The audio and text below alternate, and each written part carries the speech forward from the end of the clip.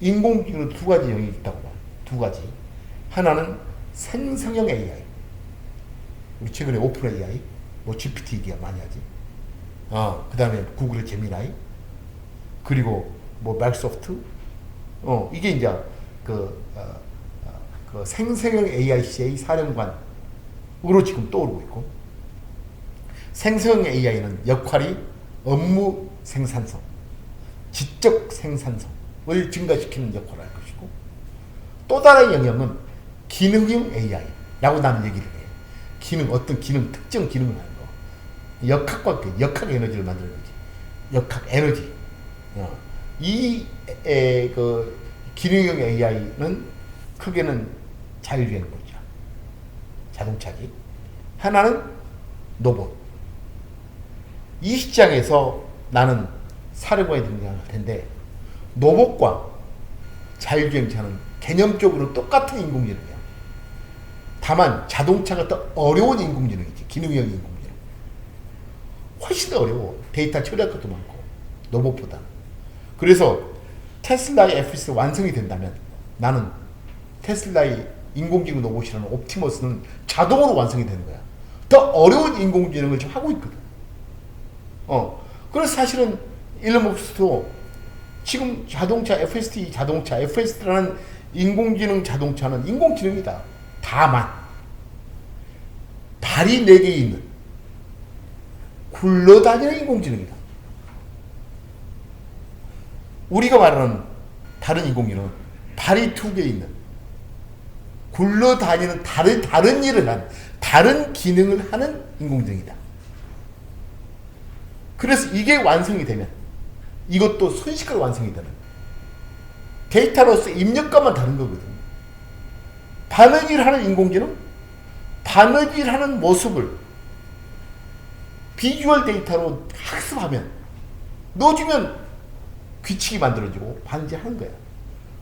그래서 인공지능이라는 파괴적 혁신 속에서 기존 3개의 사령관 외에 또 다른 사령관이 등장할 텐데, 아니면 기존 사령관이 이 사령관이 살 텐데, 생성형 인공지능에서의 사령관, 그리고 기능형 인공지능에서는 테슬라가 이거다 라고 나는 보고 있지.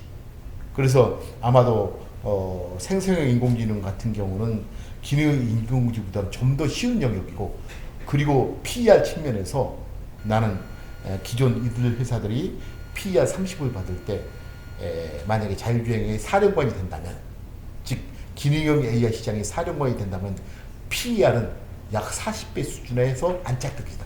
장기적으로. 그런데 현재 테슬라의 PER은 60이잖아. 그러면 40까지 떨어지게 되면 주가는 3분의 1 정도 하락해야 돼.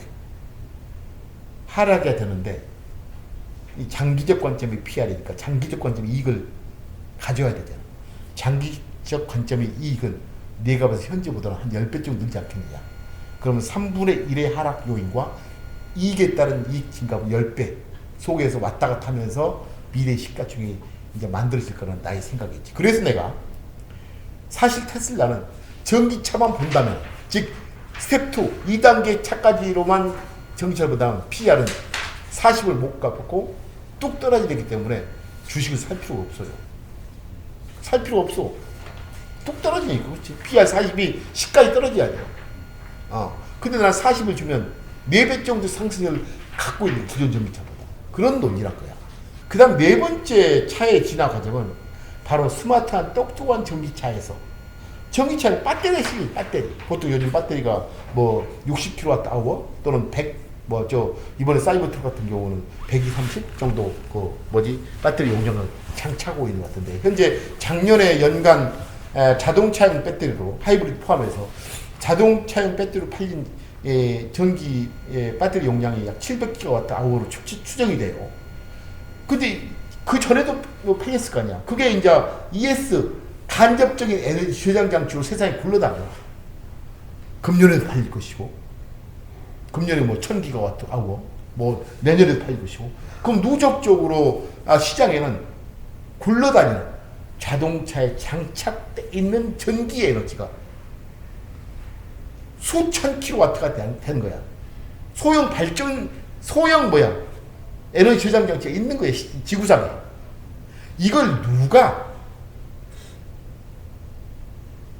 버추얼 플랜트, 가상 발전소로 만들 것인가?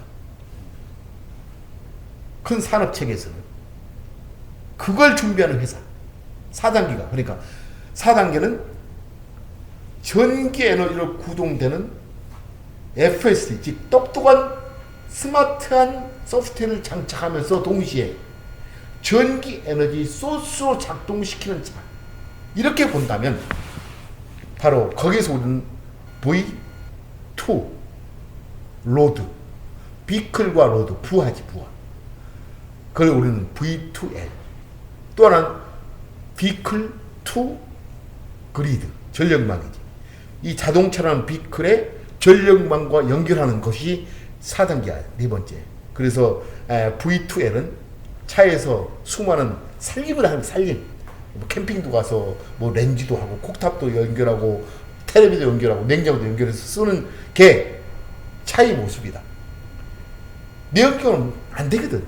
내연기관은 안 돼요. 그리고 차에는 배터리를 현재 있는 기존 전력망 그리드에 연결해서 전력으로 파는 거. 나는 이게 미래의 차의 모습이 아닐까, 4단계가. 이쪽에서 벌써 테슬라는 벌써 사업을 벌이고 있어. 그게 버추얼 플랜트지. 나는 이렇게 세상을 본다면, 전기차 진화 과정을 본다면 3단계, 4단계는 여전히 시작이 안 돼 있고 믿음이 영역이고, 이걸 믿지 못하면 못 사는 거고 사서는 안 되고, 이걸 믿으면 사는 거고, 또 산다 하더라도 확인되면 사는 사람이 있고 확인이 안 됐더라도 믿음으로 사는 사람이 있어요. 현재 조종기에서는 아마도 이런 세상을 생각해야 되지 않겠느냐. 그래서 내가 3단계에서 테슬라에 주목하는 것은 바로 그 FSD에 살아있는 데이터를 쓰고 엔드 방식을 쓰고 하는 그런 그 유일한 회사이면서, 4단계로 그 테슬라, 그러니까 그 전기 에너지를 소스로 사용하는 자동차의 세상을 보는 테슬라는 이번에 사이버 트럭에서 최초로, 자동차 업계 최초로 사이버 트럭에서 48V 전기 아티텍처를 써요. 48V 차 안에서 48V로 전압을 쌓는 방식을 이번에 만들면서 쓰고 있고, 다른 차에도 낸 거 이제 쓰겠지, 테슬라에서. 그리고 다른 회사한테도 48V 아키텍처를 쓰는 것을 표준을 제안을 했지. 이건 굉장히 중요한 건데, 하나의 중요한 의미는 앞으로 자동차는 전기 에너지가 있고, 전기 에너지가 수많은 엔드 단말기, 부하 단자들을 많이 거느리고 있구나. 부하 단자, 전기를 쓰는 거. 부하 단자, 우리 집에 보면 대리미, 냉장고, 선풍기, 수많은 전기를 쓰는 부하 단자. 이게 자동차의 칼질거라는 속에서 부하 전자 에너지를 필요하거든. 에너지. 우리가 에너지는 이제 용량을 우리는 와트로 얘기하지. 전기차는 4단계로 가면, 또는 3단계부터 시작해서 전기차는 수많은 에너지, 전기 에너지를 쓰는 부하 단자로 무장될 것이고, 그런 수많은 부하 단자를 수용하기 위해서는 사실은 전기를 흐르게 하는 표준을 바꿔야 된다. 현재 12V에서 48V. 그 의미는 뭐냐면, 보통 와트, 전기 힘, 전력이지, 전기 힘. 전기 힘은 전류값 곱하기 볼트야. 그러니까 전류 I 곱하기 V지. 이것을 곱셈에서 전력이 나온다. 그럼 전력, 이런 전력, 우리가 갖고 있는 최종의 전력을 갖고 있어는 전류값이 높든지 전압이 높으면 돼. 근데 그동안 전압이 12였어요. 근데 여기서 원하는 전력이 굉장히 많이 필요해. 부하단자가 많으니까. 이런 부하단자의 높은 이 전력을 올리는 방법은 전류를 올리든지 전압을 올리든지 하면, 전류를 올리는 방법은 전선이 두꺼워야 돼. 전선이. 근데 전선이 두꺼우면 뭐 굴이 많이 들지, 선 많아야 되지. 그래서 전압을 높이는 방법을 테슬라는 사이버 트럭에 적용했지. 48V. 내가 요즘 전기차를 좋아하지만은 좀 이 부분은 우리 전기차 회사들이 생각해야 될 부분이 아닌가? 약점. 다른 부분이 약점이 나는 모르겠고, 뭐 충전망은 넓히면 되는 거고. 약점이 있지. 약점이 없는 게 어딨어. 나는 세상은 문제점 투성이다. 진정한 문제점은 해결책이 없는 게 문제점이다. 근데 수많은 문제점 중에 나는 다른 부분에 해결책이 있어. 동절기의 배터리 방전의 문제, 그리고 뭐지? 충전, 거리 문제, 에너지 밀도 문제, 그리고 이래 충전된 거리 문제, 충전 시간의 문제, 그 부분은 충전소, 그리고 과학이 쉽게 해결하는 문제이고, 하나의 문제가 구조적으로 수리비가 많이 든다는 것은 이건 문제인데, 우리가 지금 전기차를 쓰라 할 때는 환경적 요인 말고, 움직일 때 총비용이라지, 구매 비용과 운용 비용에서 휘발유보다는 전기세가 많이 드니까 그렇게 얘기했는데, 막상 수리비까지 감안하면, 또 수리할 시간까지 감안하면 굉장히 큰 문제인데 라는 것에 난 동의를 해. 그 약점은 굉장히 구조적이야. 그런 점에서 나는 그 48V 아키텍처의 문제는 이런 부분은 어느 정도는 완벽히는 아니지만 어느 정도는 해소할 근거이다. 왜냐하면 지금 현재 그 전기차 같은 경우 그 전기차 안에 있는 케이블이 약 3km 다 따지면 3km 된대. 전선의 길이가. 그게 다 연결되어 있는 거야. 고장 나면 뜯는 과정에 그 부분까지 손을 대야 되니까 시간도 많이 들고 돈도 많이 들고. 근데 48V 아키텍처를 사용하게 되면 쓰이는 전선이 1000m? 한 30분 1로 줄어든다는 거야. 정확히는 그건 정확히는 모르지만 어쨌든 이론적으로 줄어들어야 돼. 줄어들 수밖에 없어. 그렇지?